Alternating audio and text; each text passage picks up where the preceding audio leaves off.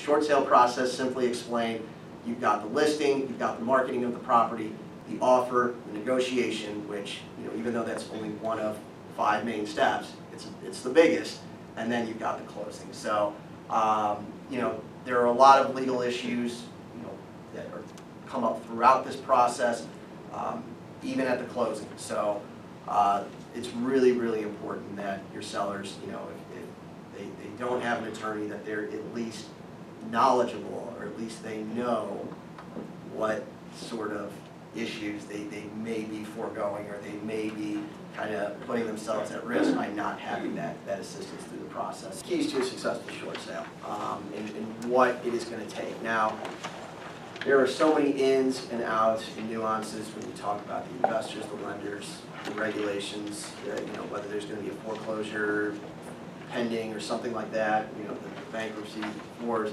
tax issues, all sorts of stuff. But really, if you've got the right people involved, the real key to a successful short sale is a motivated seller, a seller who wants to get it done, who cares. And sometimes those sellers, when they come to us, they're not motivated. After we've spoken to them for 45 minutes or an hour, they're motivated. So that's key, though. There's, again, when that happens, some of them come in motivated, some of them don't. When that happens doesn't necessarily matter, but they have to, because there's just no way.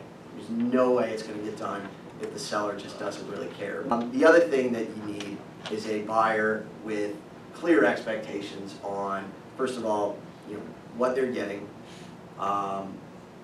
Basically, that kind of going back to what I talked about earlier, someone who knows that they're not going to be moving in tomorrow if they write an offer today, and one that who is patient and is, again, also willing to cooperate in the process. Now, the requirements on the buyer aren't nearly as heavy as they are on the seller side, on our side. But there are things that the buyer has to do, that they wouldn't necessarily have to do on a typical transaction. There are things that they have to kind of roll with and kind of be flexible with that maybe they wouldn't have to on a typical transaction. But there are a lot of buyers. I mean, we've dealt with hundreds who understand that and who work with it because they want the home. And it's just something, though, that is crucial. It's got to be there if you're going to get it closed.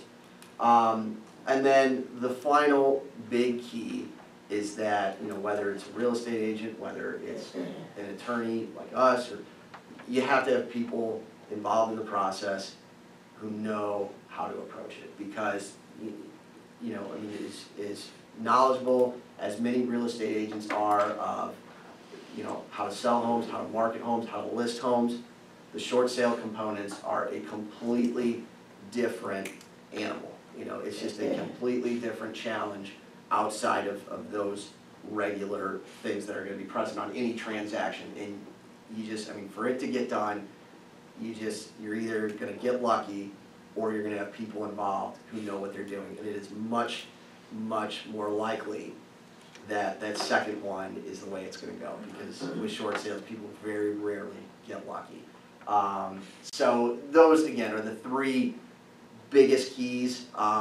Within those 3, subsumed in those 3, there are a ton of other elements and a ton of other factors that are helpful, that need to be addressed for the short sale to get done. But from a broad perspective, those are the 3 big ones.